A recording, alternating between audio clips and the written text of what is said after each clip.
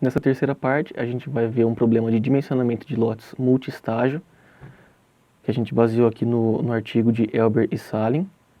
Então, os índices desse modelo, a gente tem o índice N, que indica o número de itens, o índice R, que indica o número de recursos ou máquinas, o índice T, que indica o número de períodos.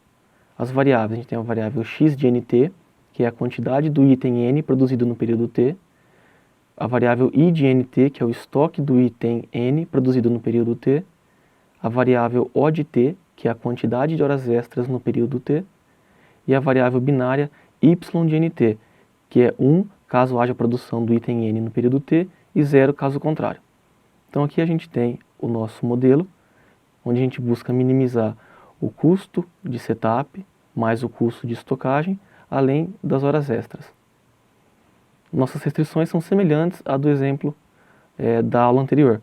A gente tem aqui o estoque no início de um período, de um dado produto, mais o quanto foi produzido desse produto no atual período, tem que atender a demanda desse produto no período, mais o quanto esse produto vai ser consumido por outros produtos que utilizam, mais o estoque ao final do período.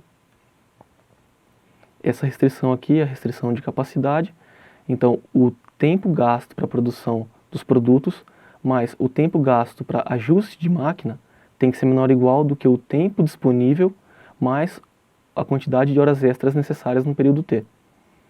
Essa restrição aqui, esse conjunto de restrições aqui, indica que caso haja produção de um produto no período T, a gente tem um custo de setup, a gente tem um setup associado a essa produção. Já esses últimos conjuntos de restrições, eles representam os domínios das variáveis do nosso problema. Então agora a gente vai ver como definir todas essas variáveis no nosso Cplex, porque a gente não pode declarar variável a variável. Então a gente tem que usar aqui essa estrutura de arrays ou vetores. Então o Cplex tem aqui um conjunto de ilo_num_var_array, que é um vetor de variáveis do tipo num. Tem o ilo_int_var_array, que é um vetor de variáveis do tipo inteiro, e o ilo_bool_var_array, que é um vetor de variáveis do tipo booleano.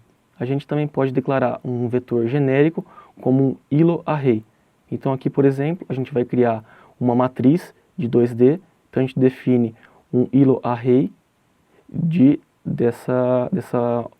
desse vetor ilo_num_var_array. Então a gente cria, na verdade, um vetor de vetores que nada mais é que uma matriz de 2 dimensões.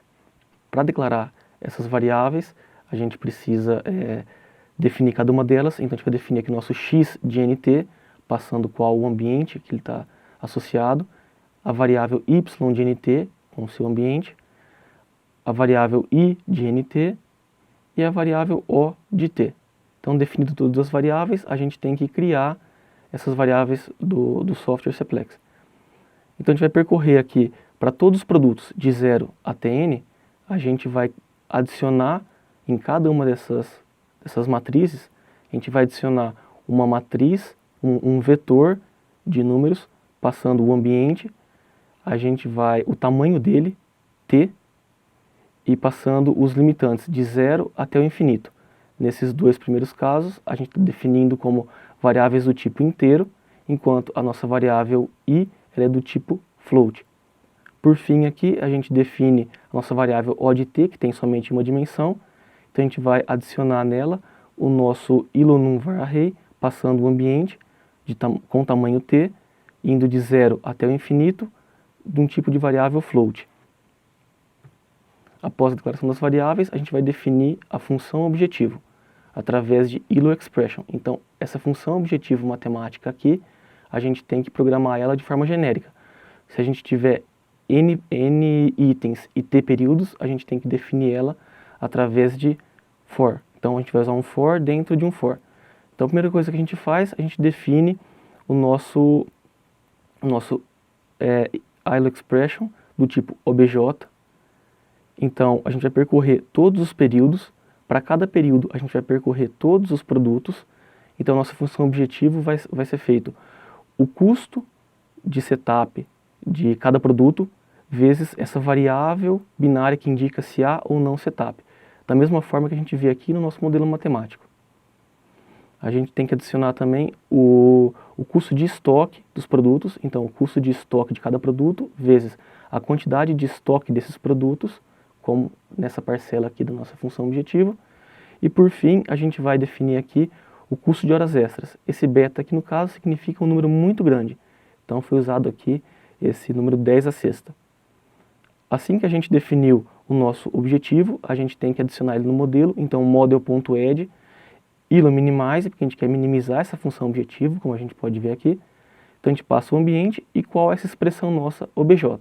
Assim que a gente adicionou ela ao modelo, a gente pode finalizar essa expressão obj.end. Então após definir a função objetivo, agora a gente vai modelar as restrições, a gente continua usando aqui o ilo expression.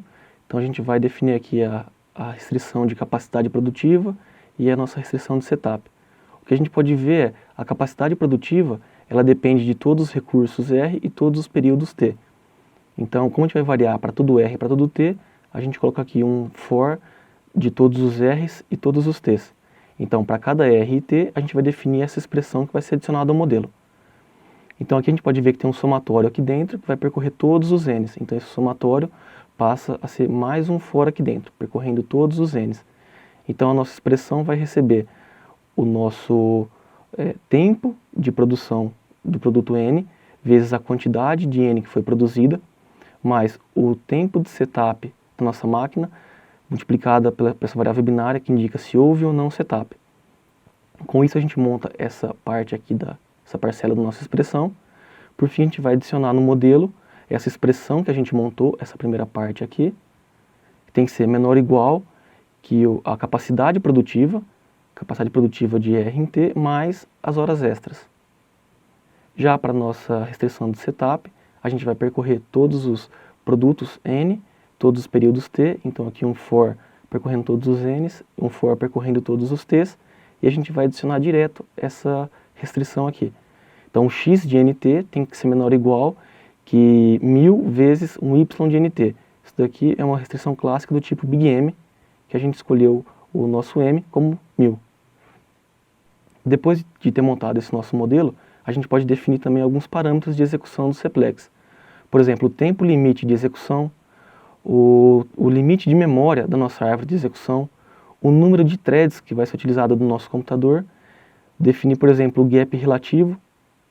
Então aqui alguns exemplos, definindo o tempo de execução 15, nesse caso é dado em segundos, o nosso tamanho da memória de execução, 1024, é dado em megabytes, o número de threads que está sendo utilizado, no caso aqui 2 threads, e o nosso gap relativo 10 a menos 6.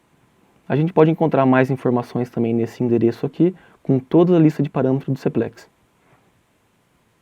Bom, agora a gente vai rodar uma instância clássica da literatura para esse modelo que a gente acabou de ver. Agora a gente vai rodar uma instância clássica da literatura para esse modelo que a gente acabou de apresentar. Então, como a gente pode ver aqui, ela executa bem rápido e a gente encontra a solução ótima com 0,28 segundos. A um custo de, no caso, 3.550 e 75. A gente pode ver aqui que ele foi encontrando soluções factíveis, dado por esses asteriscos, e no final ele foi reduzindo o gap até que ele chegue em 1% e aqui ele conseguiu explorar todas as soluções e definir que essa é a solução ótima para esse problema.